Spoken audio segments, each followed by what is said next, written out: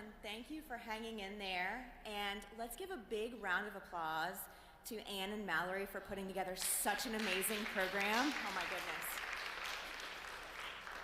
It's hard to be at the end here because, wow, it's hard to top any of those talks. So following are my disclosures. Who am I? So I am a physician scientist. I spend about 20% of my time in the clinic seeing patients and the rest of the time in the lab, talking to mice and working with cells, trying to answer questions that come up as I'm in clinic. Because as you all know, only recently have MPN started to be researched and understood. And so there's a lot of questions that we still have to answer. So I'm going to skip over the PV basics here because in the sake of time. But in terms of where does myeloproliferative neoplasm come from, and why do we refer to MPN, and then under MPN we talk about PV and ET and MF.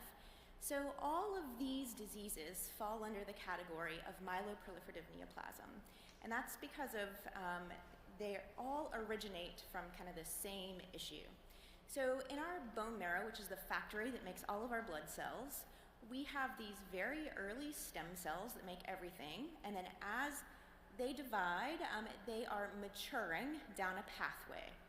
And so for myeloid cells, they go down this pathway, and the myeloid cells essentially include most of the cells in your bloodstream, including platelets, red blood cells, and then all of the white blood cells except the lymphoid cells.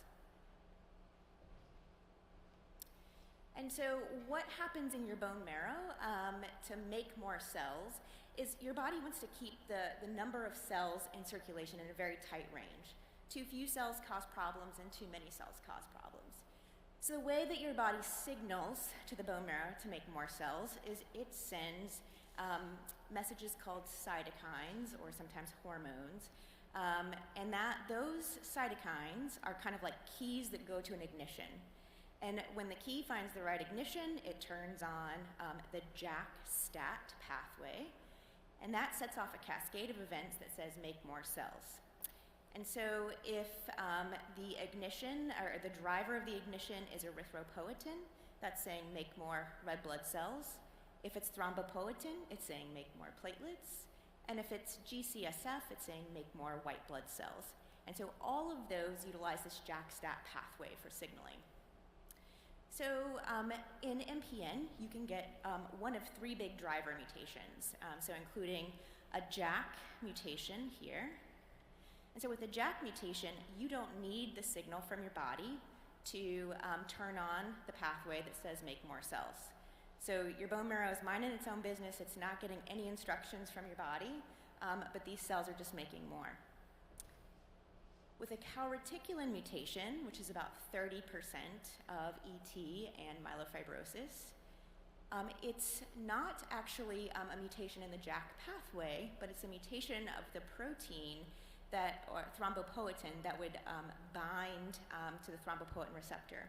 And so this protein is called calreticulin, and it then mimics thrombopoietin, so it's actually stimulating then the thrombopoietin receptor, and that activates the JAK-STAT pathway, and it says make more platelets.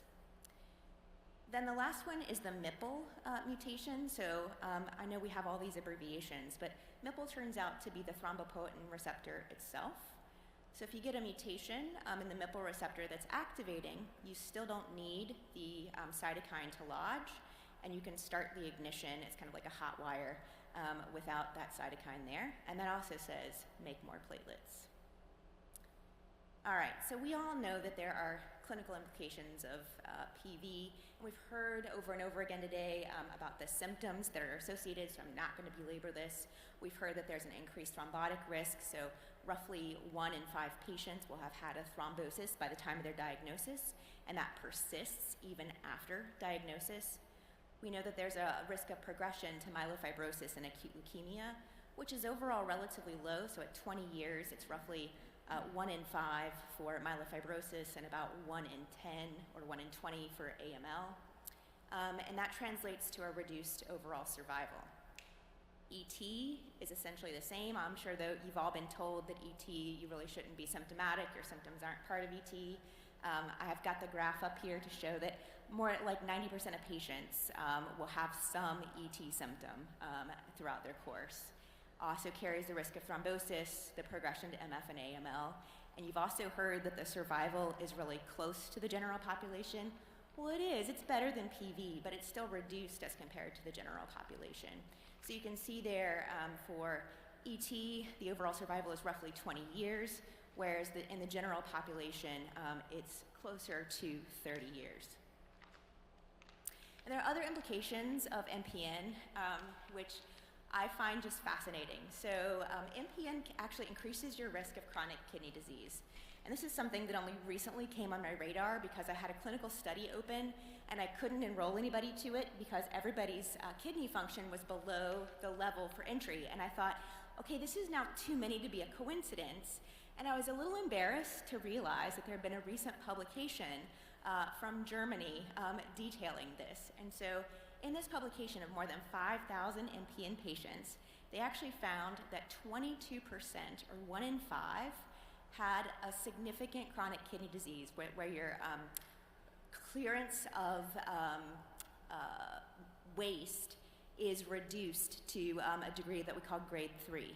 And that's as compared to only 7% in the US general population. And what's also more striking to me is that this is occurring younger in MPN patients than it is in the general population. So this is almost like accelerated aging, which goes along with the next thing of osteoarthritis. So there was a very thought-provoking study recently published of MPN patients, serial MPN patients coming to a clinic, and they had x-rays of their hips and knees. And I'm sure none of you are surprised to learn that 70% of those patients had radiographic evidence of osteoarthritis. That's a lot, right? And so if you look at the rates in the general population, that's roughly 10 to 15% of those over the age of 60. And so this also looks to have a significantly increased risk in MPN. So how are we treating PV and ET?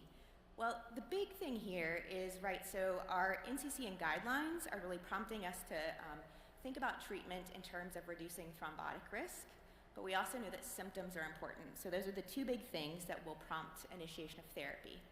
We would also really like to reduce progression to myelofibrosis or acute leukemia. And of course, we want to improve survival, which I think we're doing when we prevent thrombosis and have people feeling better. All right, so in terms of how we think about this, I think our stratification is a little backwards these days, but it is what we have. So we think about the risk factors of age greater than 60, a prior thrombotic event, a JAK2 mutation as compared to a calreticulin or a MPL mutation, and then cardiovascular risk factors. And the thing I don't like about this is that you're either part of the club when you are diagnosed, right, because 20% will have had a clot, or you age into the club, or you join the club because you get a clot. And so it's like, is there nothing better that we have currently? But that's where we are. And so in the lower risk group, which has roughly a 1 to 3% per year risk of a blood clot, the general management strategy is to observe for PV to perform therapeutic phlebotomy and to administer aspirin to most patients. In the higher risk group, which is roughly 3 to 5% per year risk of clot, most of those patients are also going to be recommended to have cytoreductive therapy in addition to aspirin. And you can shift from lower to higher risk in terms of management if you have MPN symptoms that can't be controlled with just aspirin. So that's pretty much how we think about this in terms of PV and ET currently. So what the heck is cytoreduction? We've talked a lot about that today, and I think we toss around the term, but what does it mean? So cyto is cell, and reduction is to lessen. So it means that we're aiming to reduce the blood cell counts. And so you all have probably heard throughout your journey that we're targeting blood cell counts, right? So we're giving you this medicine, how we're monitoring it is looking at blood cell counts. But what are those, and what are our real targets? So the first one I want to talk about is hematocrit. So hematocrit, we heard from Dr. Ryan, is super important, in terms of reducing your risk of thrombosis. So in this pivotal study called CYTO-PV, they randomized polycythemia vera patients to maintain a high hematocrit, which was 45 to 50%, or a low hematocrit, which was less than 45%. And they followed them over the course of just over 2 years. And they actually stopped the study early because those in the high hematocrit group had 4 times more cardiovascular events, including strokes and heart attacks, than those in the lower hematocrit group. And so what exactly is hematocrit? I know it's red blood cells, right? But what does that mean? So it turns out hematocrit is actually a measure of the percent of red blood cells in the total blood volume. So part of your blood is cells and part of your blood is liquid that we call plasma. So in the normal case, your hematocrit's 45%, and then 55% of your whole blood is plasma. When you have an increase in red blood cells, like with polycythemia vera, your hematocrit increases, and then that decreases your total plasma volume. So you can imagine if you're having the same volume, but you're adding more solid to it, that makes your blood more viscous, more sticky, right? And so that's illustrated in this graph where, so the flat lines are the viscosity of plasma and water. And I think about this in terms of motor oil. You know, you get your motor oil changed in the car, it's nice and fluid, and then if you go to change that 6 months later, or heaven forbid if you are overdue, like I am sometimes, and it's a year later, it's very thick and gummy.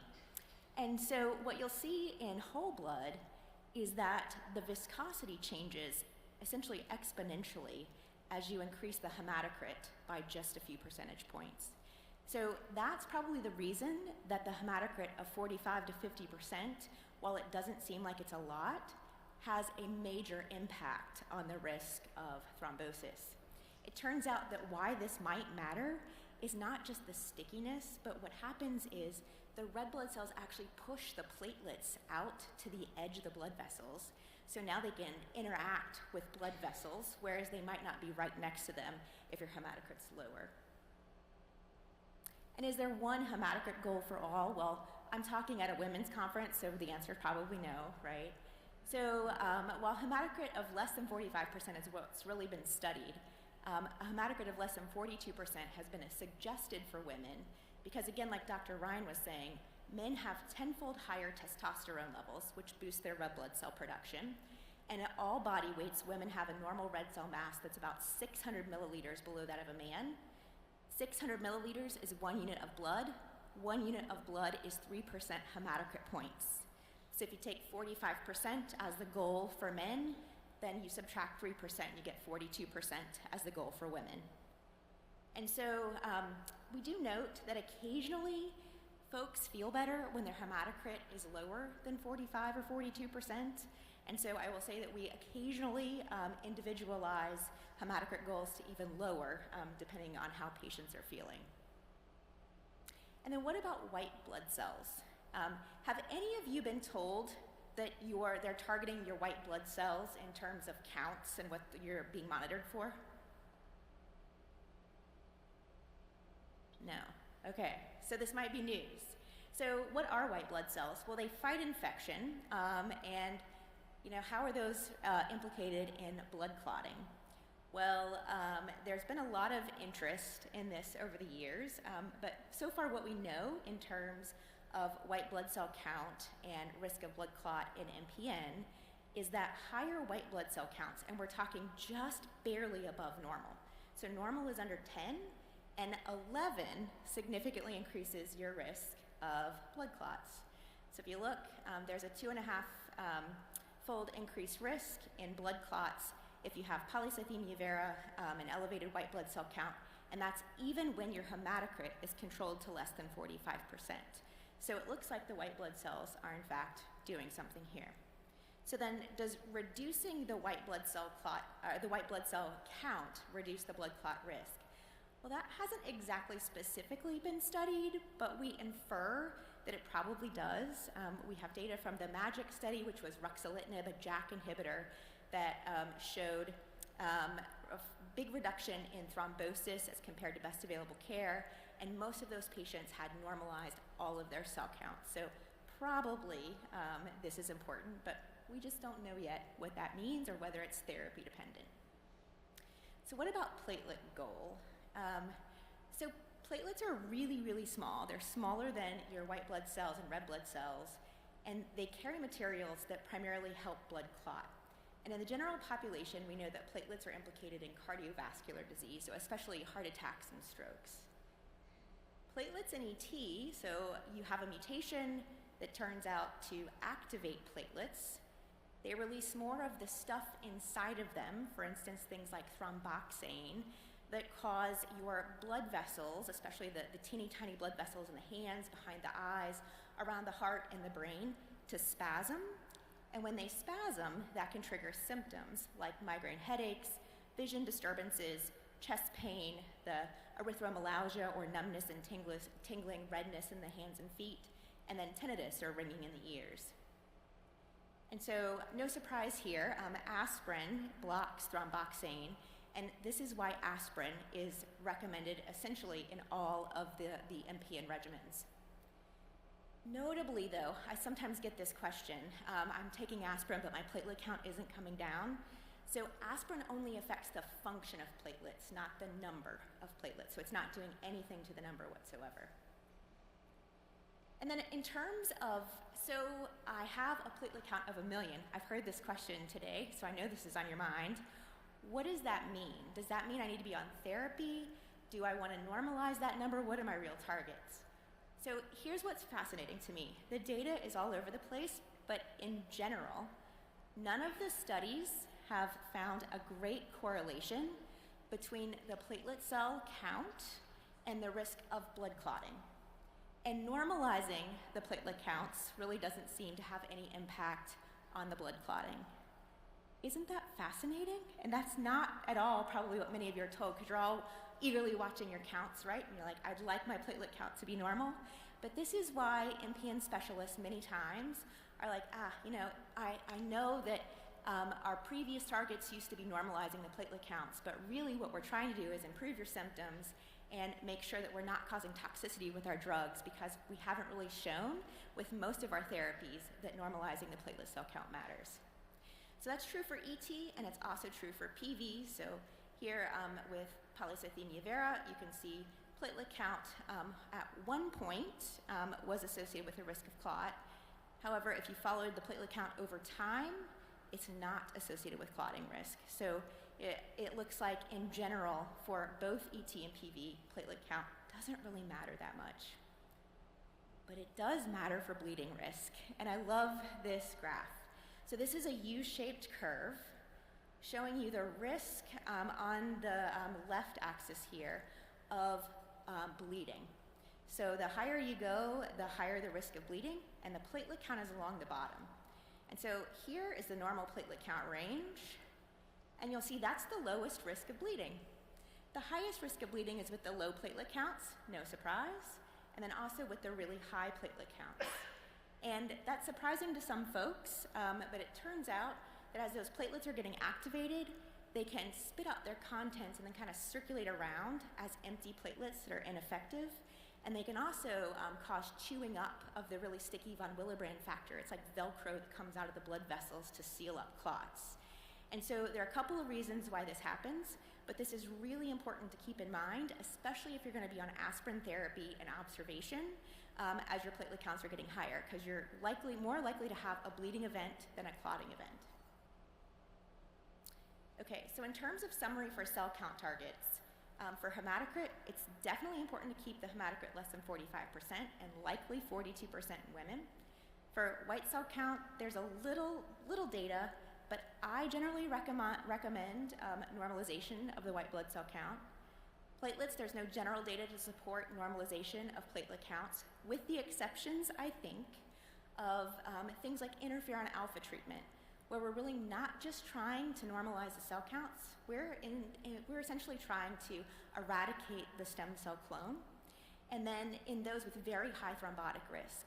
So if you have a myocardial infarction or a heart attack, you're already on hydroxyurea, your platelets are 600, I'm going to try to maximize that dose of hydroxyurea if I can't switch to anything else, which will mean trying to normalize your platelet count. But in general, I don't think that's useful for much else. And so in the last few minutes, I want to talk about beyond cell counts in polycythemia vera and ET and likely myelofibrosis. So the mutations that lead to these increased cell numbers in MPN not only cause increased numbers, but they cause changes of the cells. So all of those myeloid cells that have these mutations express proteins that they normally wouldn't. And that can be these proteins that allow, for instance, neutrophils to stick to blood vessels. And when they stick to the blood vessels and they get a little bit agitated, they can spit out the inside contents called extracellular traps. And those can actually trap platelets and other things there and lead to clotting. The cells can also have abnormal programming. So it turns out that in many of our MPN patients, the body senses that there is a low oxygen state. So it turns on this cellular pathway called hypoxia-inducible factor pathway, and that is associated with clotting. So if you go to high altitude or you're flying, as you heard from Dr. Pettit, that can increase your risk of blood clots. It turns out also my favorite protein, tissue factor, so it is the super glue of the blood vessels. So normally it's nicely hidden away from your circulating blood. If you cut your blood vessel, tissue factor is exposed and it helps seal up that blood vessel very quickly. Turns out here what you're seeing are neutrophils, and the little yellow dots are tissue factor.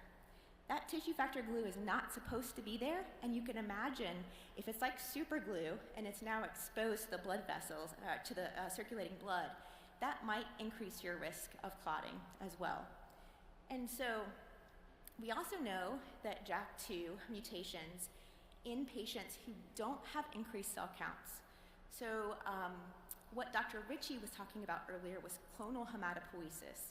So you have a mutation, but you don't have a known myeloproliferative neoplasm.